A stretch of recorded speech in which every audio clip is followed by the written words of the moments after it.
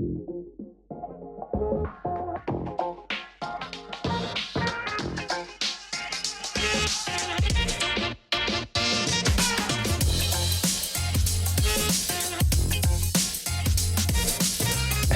everyone. This is your host, Akil Jabbar, and welcome back to another episode of SaaS District.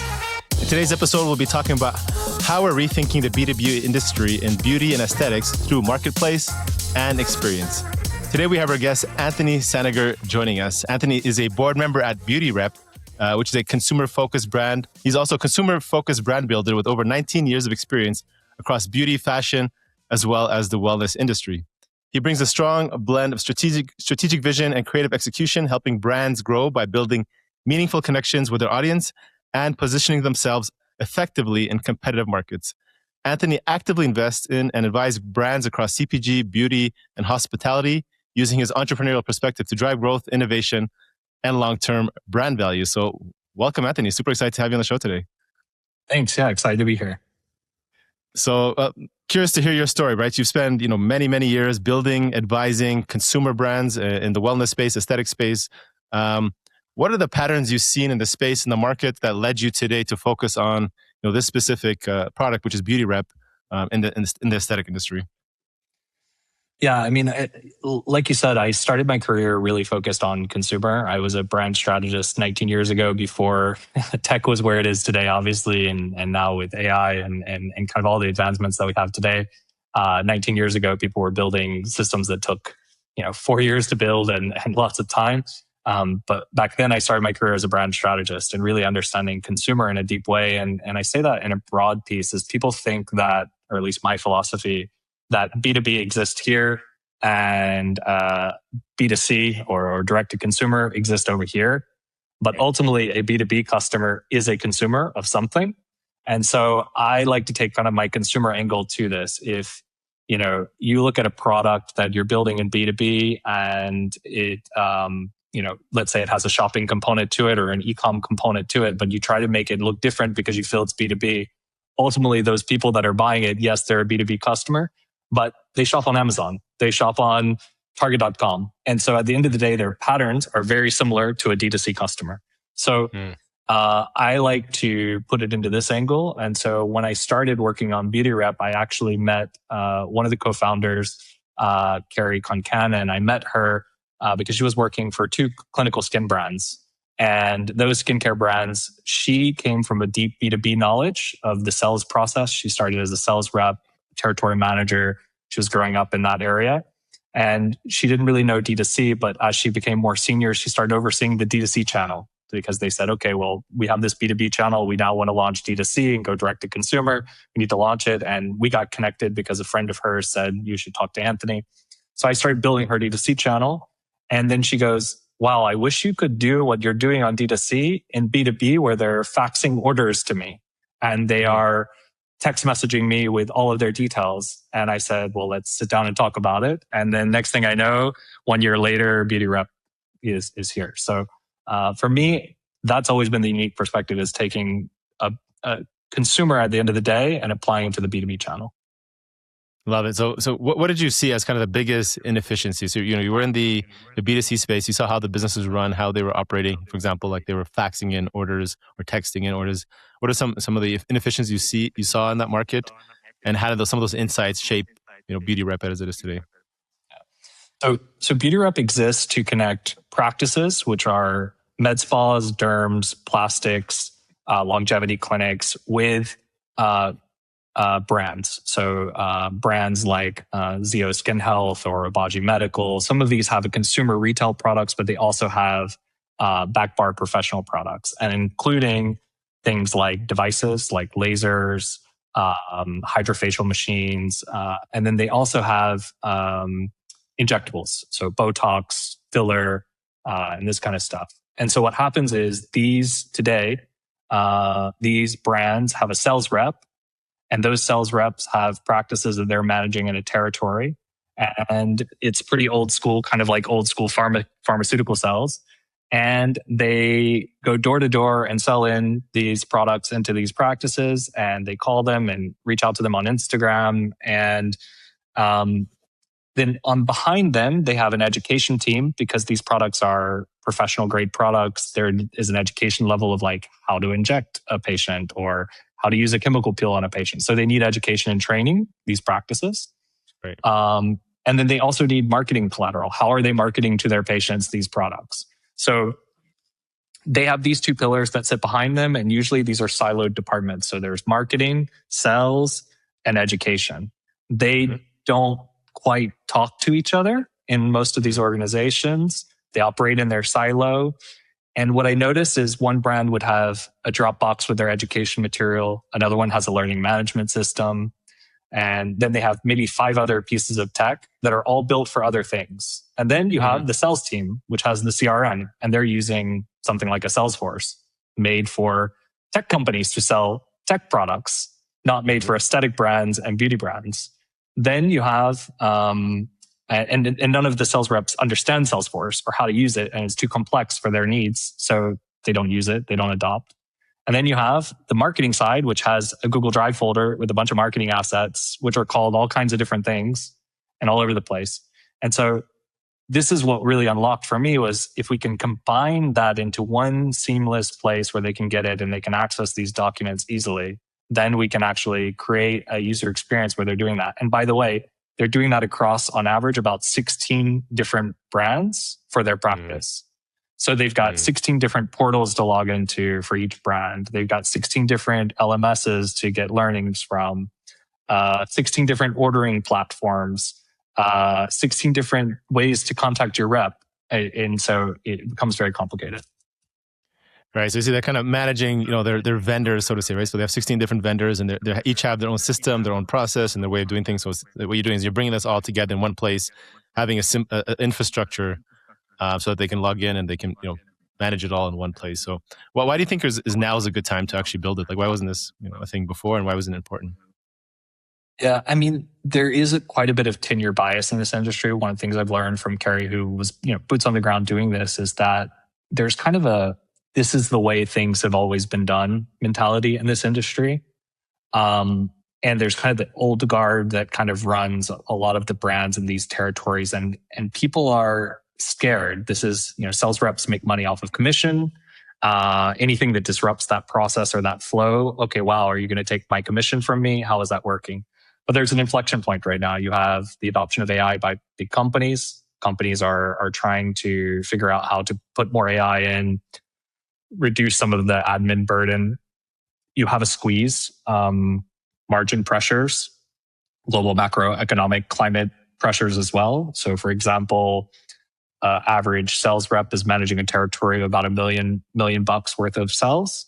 And the commission structure between that and comp and everything, you're talking 30 to 40% of that territory is just going to their cost. And they're being squeezed with time.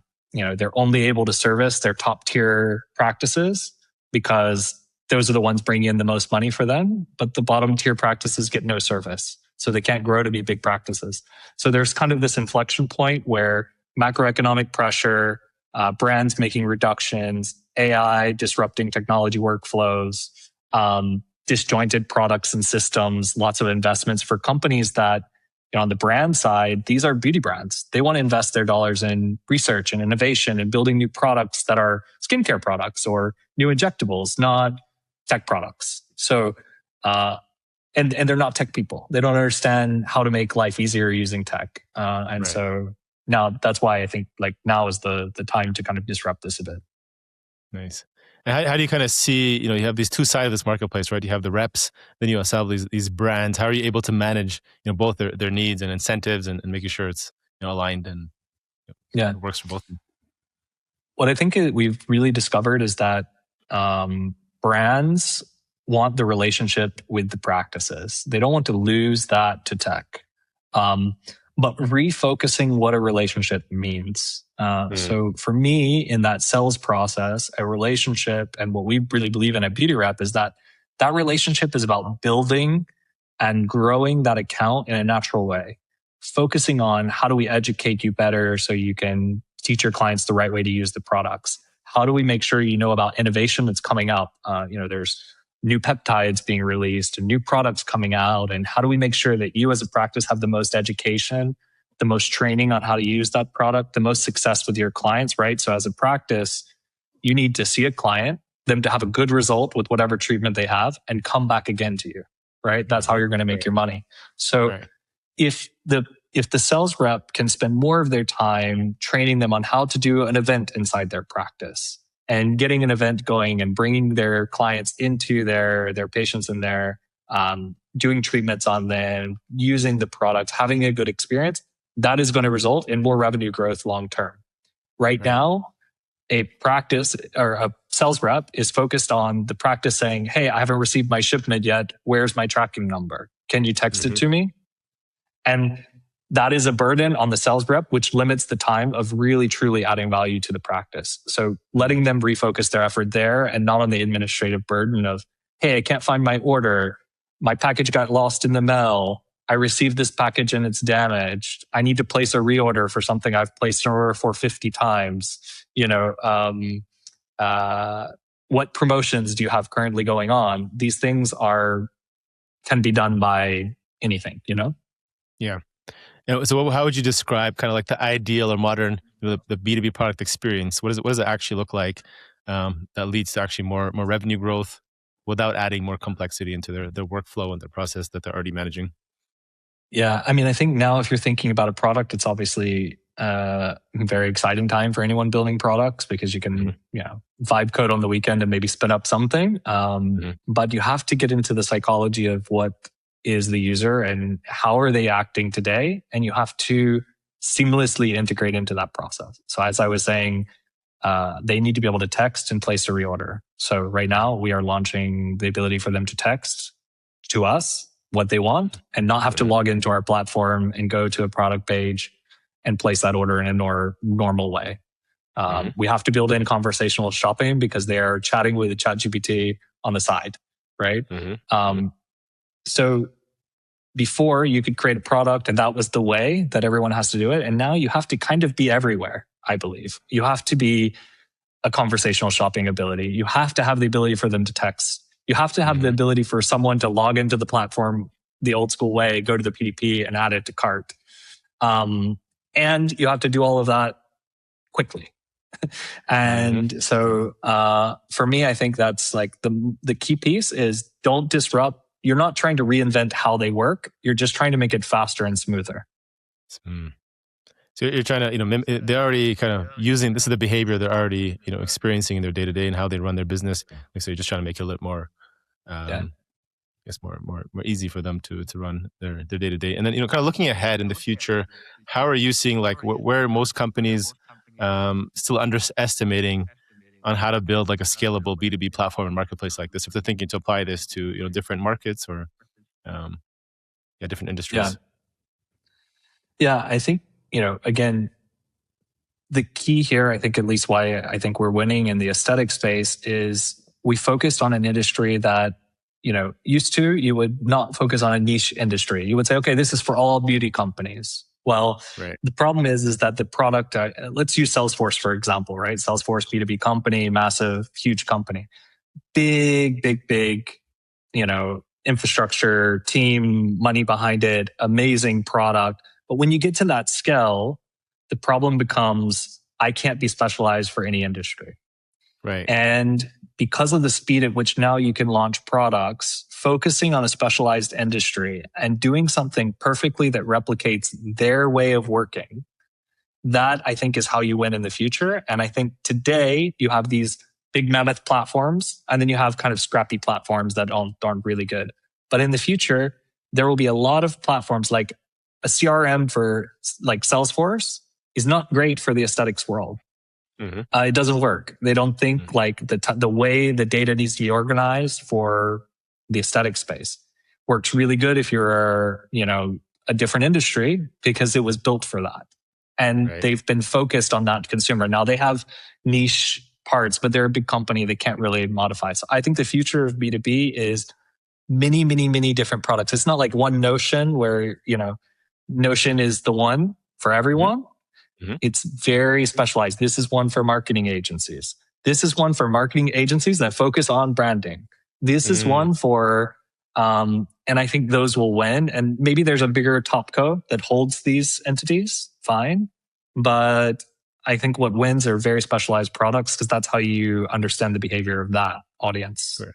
deeply. Nice. So, it seems like essentially we're getting a lot more customized to very specific niche industries and in the market. So, in this case, you already had some kind of insights because of your partner who understood what the inefficiencies were. So, if somebody's looking, right now, the AI industry is obviously growing. Curious to know how you would look at it. Somebody's looking to build something similar. They want to focus in on one specific, niche industry. How do they get in and understand what their process is and maybe uncover some of these inefficiencies?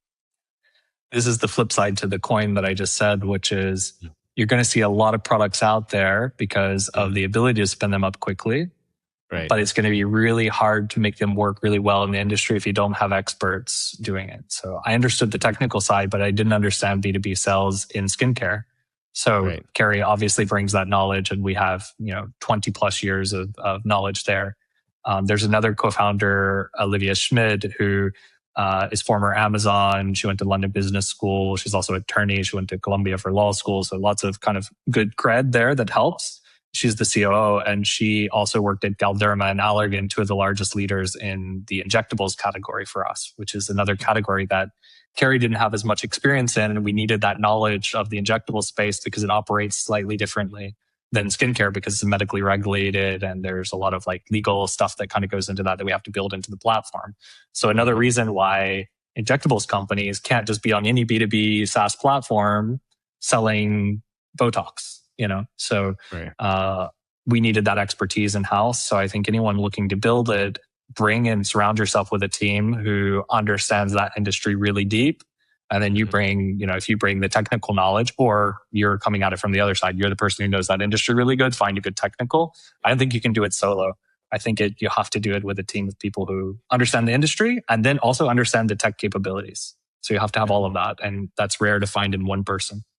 Absolutely. Yeah. And also can understand, the human behavior, understand the industry, and then, really pay attention to those inefficiencies. Anthony, what are you most excited about for the rest of the year in 2026, specifically in the aesthetic or maybe the longevity industry specifically? Or what are some areas you see that there's big potential and you're really excited to see where it goes? Yeah. I mean, the volume of med spas that are launching, at least in our category, that are launching in the US. It's funny because Olivia, our CEO, she has a slide in the deck that says there are more med spas in the US than McDonald's, which is kind of like a wow moment. And you kind of realize the scale at which that is. So I'm excited there. I think also there's going to be a lot more innovation in the category. People care. People are living longer, so they show visible signs of aging faster. People care about what they're looking like for periods of time. And there's also a lot of advancement in technology that people are doing. People talking about mitochondria health and the impact of skin there, and the impact of longevity, peptides. There's conversations going that I think makes the space super innovative in the category of product, but not in tech. And so I think that marriage is what excites me, is like, if you can have innovative products with innovative tech, then it's like, wow, it's super powerful. Yeah, I can see that. Absolutely. Love it, Anthony. This has been great. Ready to shift? We're going to shift gears and go into the rapid fire questions if you're good with that. Ready for that? Okay. Yeah. Right. Anthony, what's one activity you enjoy outside of work that gets you into a flow state? Well, in 2012, I ran the New York City Marathon, and I was a big runner for many years. I hurt myself, and then I fell out of it for a while. But recently, I've been back running shorter distances, not marathons, because I'm in my 40s now and not in my 20s. But running for me, there's a kind of mental zone that I can get into where I can be super creative. Absolutely. Anthony, what's one piece of advice that you wish you had known, and if you could go back, you would tell your, say, 25-year-old self? Surround yourself with people who are smarter than you in other areas. When I was young in my career, I was good at a lot of things, not great at anything. And as I've gotten older, I've realized what I'm really great at, and I've started focusing my time on what I'm great, and anything that I'm good at, putting that to someone else who is great, because they're going to be able to get me to the next phase a lot faster. And I think before I thought I was so curious that I thought I needed to be an expert everywhere, and you just can't do it. You burn yourself out, get too tired. So focus on what you're really, really good at, and then surround yourself with people who are better than you at other areas. Love it. Absolutely. What are some of the biggest challenges you're currently facing in order to continue to grow Beauty Rep? Meaning, what keeps you up at night these days? I think it's right now, how are we showing up in all the ways that practices are currently interacting with brands? So that for me is the current challenge that we're working on solving. And we're launching products, like literally we had one product launch yesterday. I have another one that I'm just launching today within the platform. And I think if we can crack those nuts, because again, people don't want to change behavior fast. Slowly they will change behavior. But if I'm used to text messaging my order, I want to text message my order. I'm not going to change that overnight. So the figuring out all the nuances of the ways that people interact today and solving those, that's how we're going to be successful. So we have to stay on top of all the different ways that all of these med spas interact today with their sales reps.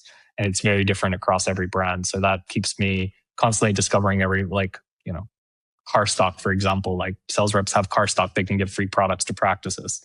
It's not trackable. It's in the back of their car. It literally started because they would have a trunk of free products they would open up and give a bag to the clinic.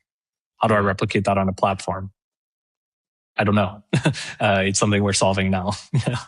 I know. Request free sample. There you go. Just a button. Yeah. But it's tricky. For sure. Yeah.